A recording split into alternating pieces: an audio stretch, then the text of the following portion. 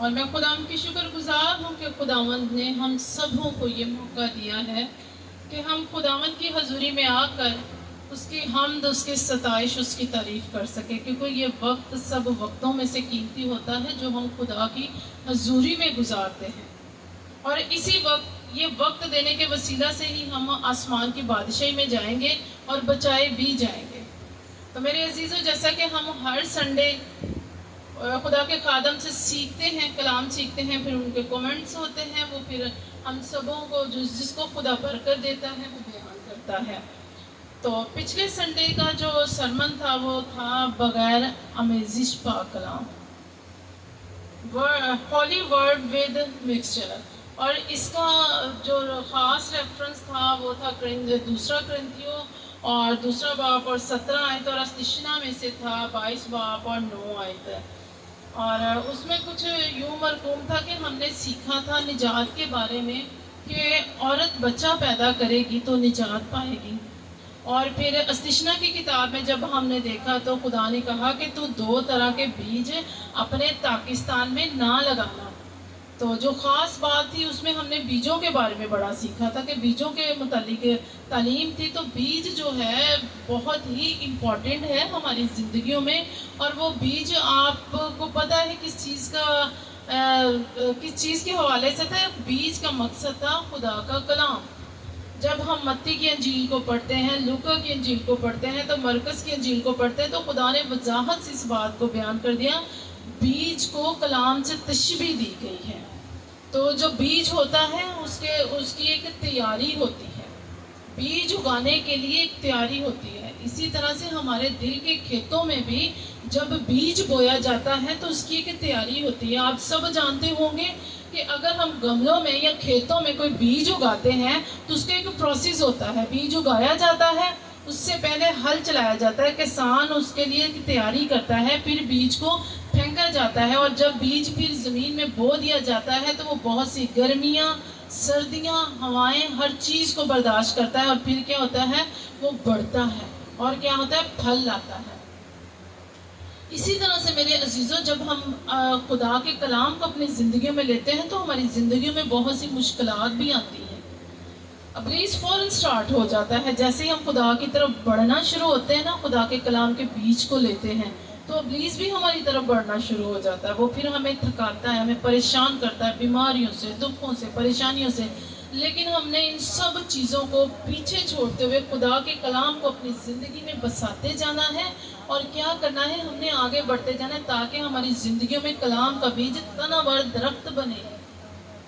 لیکن جیسے کہ استشنا کی کتاب میں ہم نے دیکھا کہ خدا کہتا ہے کہ تو 2 طرح کا بیج نہ اگانا۔ تو 2 طرح کا بیج، جیسے آسمان سے جب ہم جانتے ہیں کہ آسمان سے جب شیطان نے خدا کے ساتھ مخالفت کی تو وہ گرا دیا گیا، تو پھر 2 طرح کی روحیں بن گئی، ایک اچھی روح اور بری روح۔ اسی طرح سے بیج بھی 2 طرح کا ہے، اور خدا نے استشنا کی کتاب میں کہا کہ تو اپنے پاکستان میں 2 طرح کا بیج نہ لگانا۔ دنیا کو 2 حصوں میں تقسیم کر دیا گیا، اچھائی کی اور برائی کی دنیا۔ اسی خدا نے پھر منع کیا، خدا نے کہا کہ تم لوگوں کی زندگی میں 2 طرح کا بیج نہیں ہونا چاہیے، شیطان کا بیج بھی اور خدا کا بیج بھی ہو۔ اگر ہماری زندگیوں میں شیطان کا بیج بھی کام کرے گا اور خدا کا بیج بھی کام کرے گا تو ہم کوئی اچھا پھل نہیں لا سکتے، پھر ہم شیطان کے بچے کہلائیں گے۔ اگر ہماری زندگیوں میں صرف شیطان کا بیج کام کرے، بے شک ہم چرچ آئیں، خدا کے کلام کو پڑھیں، لیکن اگر ہماری زندگیوں میں وہ عمل نہیں ہے نا تو پھر ہم شیطان کے بچوں میں سے، کیونکہ اکثر میں نے ایسے گھروں میں دیکھا ہے کہ یہاں سے چرچ سے جاتے ہیں اور بڑے سنڈے کا دن تو بڑا ہی انجوائمنٹ کا دن ہوتا ہے، جی چھٹی کا دن ہے، ہم نے ڈیک بھی لگانے، ہم نے پنجابی سانگز بھی دیکھنے، اور جو فلم سلیکٹ کی ہے، سوچی ہوئی ہے، وہ فلم بھی ہم نے دیکھنی ہے۔ تو پھر کیا ہے؟ ایک تو ہم نے خدا کے کلام کو سن کے خدا کے کلام کے بیج کو لیا، اور دوسرا ہم نے کیا کر دیا؟ ابلیس کے بھی بیج کو اپنے دل میں لے لیا۔ تو پھر یہ دونوں بیج مل کے اچھا کام کبھی نہیں کرتے، کیونکہ خدا نے منع کیا کہ آپ کی زندگی میں، جیسے استشنا کی کتاب میں خدا نے کہا کہ تمہاری زندگیوں میں 2 طرح کے بیج نہیں ہونے چاہیے۔ یوحنا کی انجیل میں اگر دیکھیں 1 باب 4 آیت میں لکھا ہے کہ یسوع کہتا ہے کہ اس میں زندگی تھی، اور زندگی کیا تھا؟ خدا کا، زندگی آدمیوں کا نور تھا۔ اس میں زندگی تھی، یسوع میں زندگی تھی، اور وہ زندگی آدمیوں کے لیے نور تھا۔ تو ہمارے پاس تو ایک بڑا ہی خوبصورت نور ہے، ہمیں ابلیس سے لڑنا ہے۔ جیسے جیسے ہم خدا کی طرف بڑھتے جاتے ہیں، ابلیس بھی ہماری طرف ویسے ہی بڑھتا ہے۔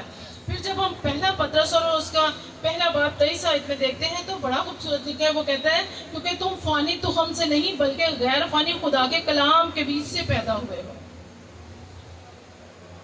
ہم فانی تخم پتہ کیا ہوتا ہے؟ جو ختم ہونے والا۔ لیکن جب ہم یسوع کو لیتے ہیں تو ہم کیا کرتے ہیں؟ ہم خدا کے غیر فانی جسم سے، خدا کے غیر فانی کلام سے پیدا ہوتے ہیں، جو کبھی ختم ہونے والا نہیں اور جو ہمیں کبھی مرنے نہیں دے گا، جس سے ہماری زندگی زمین پر بھی سکون سے رہے گی اور آسمان پر بھی ہم خدا کی حضوری میں اس کو قدوس قدوس کہنے کے لائق بنیں گے۔ آسمان پر چاروں جاندار جو ہے ہر وقت خدا کو قدوس قدوس پکارتے ہیں، اور ان چار جانداروں میں بھی ایک شکل بیل کی، اور اس بیل کا کام پتہ کیا ہے؟ وہ ایک روح ہے، اور وہ روح جو آتا ہے نا زمین پر آتا ہے، وہ ہمارے دلوں کی کھیتیوں میں کیا کرتا ہے؟ ہل چلاتا ہے، اور پھر کلام کا بیج بویا جاتا ہے۔ تو میرے عزیزوں، اس بیج کو ہماری زندگیوں میں آنے کا موقع دے۔ اگر آپ اس بیج کو اپنی زندگیوں میں لیتے ہیں تو پھر خدا کے کلام کے ساتھ اس کو چلنا ہے۔ اب انسانی طور پہ دیکھا جائے تو جب ایک جوڑے کی شادی ہوتی ہے تو ہم اس کو دیکھتے ہیں کہ ایک آدمی ایک عورت کو بیج دیتا ہے تو اس سے یہ انسانی دنیا پیدا ہوتی ہے۔ لیکن جب ہم روحانی طور پر دیکھتے ہیں تو پاسٹرز کو دیکھیں، جیسے ہمارے بھی خادم ہیں، تو وہ کیا کرتے ہیں؟ وہ خدا کا کلام لیتے ہیں اپنی زندگی میں، وہ بیج لیتے ہیں، آسمان سے خدا کا کلام لیتے ہیں۔ یہ بائبل مقدس ہمارے لیے ایک بیج، ایک کلام ہے۔ وہ جب خادم کلام لیتا ہے تو کیا ہوتا ہے؟ وہ کلیسیا پیدا کرتا ہے۔ اس بیج سے کیا پیدا ہوتا ہے؟ کلیسیا پیدا ہوتی ہے۔ آج ہم اس بیج سے پیدا ہوئے ہوئے ہیں، خدا کے کلام سے۔ ہم بے شک دیکھنے میں اس وقت گوشت اور خون سے، لیکن جب ہم خدا کے خون سے پیدا ہوتے ہیں، اس کے پاک کلام میں لکھا ہے جب تک تم پانی اور روح القدس سے پیدا نہیں ہوتے تم خدا کی بادشاہی میں نہیں جا سکتے۔ تو میرے عزیزوں، ہم نے خدا کے روح سے پیدا ہونا ہے، بپتسمہ لینا ہے۔ جب ہم بپتسمہ لیتے ہیں، روح سے پیدا ہوتے ہیں، تو ہماری زندگیاں تبدیل ہو جاتی ہیں، پھر ہم عام لوگوں سے ہٹ جاتے ہیں، پھر ہم خدا کے بچے، خدا کے فرزند بنتے ہیں۔ تو اس کے لیے میں خدا کے بیج کو لینا ہے۔ شیطان کا بیج اور خدا کا بیج، ان دونوں میں فرق کرنا سیکھنا ہے۔ شیطان کا بیج ہوگا خدا کے کلام کو مکس کر کے ہمیشہ آپ کو بیان کرے گا۔ میں نے بہت سارے پاسٹرز کو ایسے دیکھا۔ میں ایک جگہ پر گئی، انہوں نے مجھے بڑی اسپیشل بلایا، جمعے کی عبادت تھی۔ جب میں وہاں پر گئی تو اس پاسٹر کو آپ یقین جانیں کہ کلام پڑھنا نہیں آ رہا، اور کلیسیاں اتنی تعداد میں اس کے پاس، اور میں اتنی حیران ہو رہی تھی کہ وہ کلام کو جس طرح سے بیان کر سکتا تھا نا، وہ ہمارے یہاں پر چھوٹے چھوٹے بچے ہیں، اگر میں ان کو کہوں تو وہ بیان کر لیں گے، لیکن اس کو وہ بات بیان نہیں کرنا آ رہی تھی۔ اور کیا وجہ تھی؟ وہ کلام میں آمیزش کر رہا تھا، صاف نظر آتا۔ کوئی روحانی بندہ ہوگا جو خدا کے کلام کو جانتا ہوگا، اس کو پتہ چل جائے گا۔ اور میں وہاں پر اتنی حیران، اتنی کلیسیاں جمع کر کے بیٹھا، اور بڑے بڑے معجزے دکھا رہا ہے، بڑی بڑی گواہیاں کھڑی کر رہا ہے۔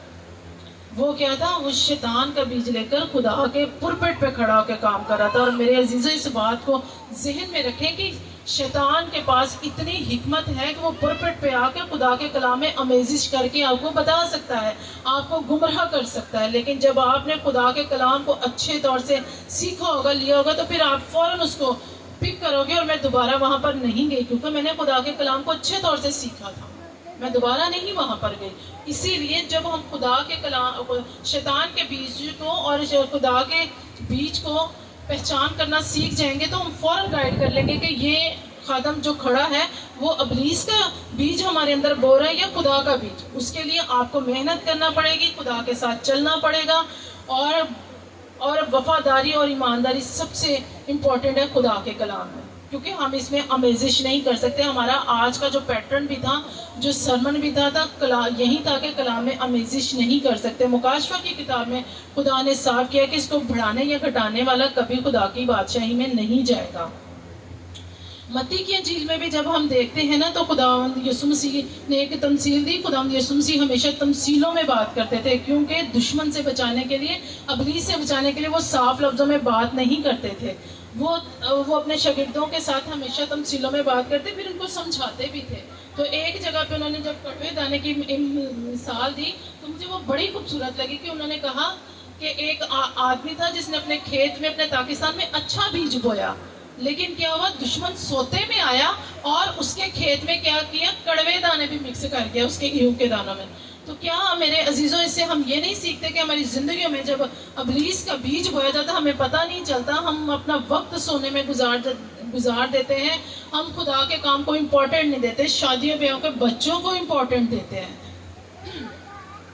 تو ایسے ہی میرے عزیزوں ابلیس, ہم اس وقت سوئے ہوتے ہیں, خدا کا کلام تو لے رہے ہوتے ہیں, ہمیں لگ رہا ہوتا ہے کہ ہم خدا کے ساتھ چل رہے ہوتے ہیں, لیکن نہیں چل رہے ہوتے. آپ یقین جانیں کہ میں نے جب سے خدا کے کلام کو سیکھنا شروع کیا ہے, میں ساؤتھ کوریا سے بھی اسٹڈی لے رہی ہوں پاسٹرشپ کی, لیکن آپ یقین جانیں جب سے میں نے اس کلام کو لینا شروع کیا, میں خدا کے پرپٹ پہ کھڑی ہوں, میں نے بڑے بڑے کام چھوڑے, میں نے آن لائن بزنس سٹارٹ کیا, اس میں نے انویسٹ کیا, میں نے چھوڑ دیا. میرے کام آتا ہے لیکن میری کلاس ہوتی ہے, میں سب کچھ چھوڑ کے کلاس لیتی ہوں. کیوں؟ کیونکہ میں جانتی ہوں, میں اس چیز کو جان چکی ہوں کہ مجھے زندگی اس کلام نے, اس بیج نے دینی ہے. میرے یہ نہ ہو کہ میرے سوتے میں آئے اور ابلیس کڑوے دانے مکس کر جائے میرے پاکستان میں. اس کے لیے ہمیں بہت محنت کرنا پڑتی ہے, مجھے بڑی سٹرگل کرنا پڑتی ہے.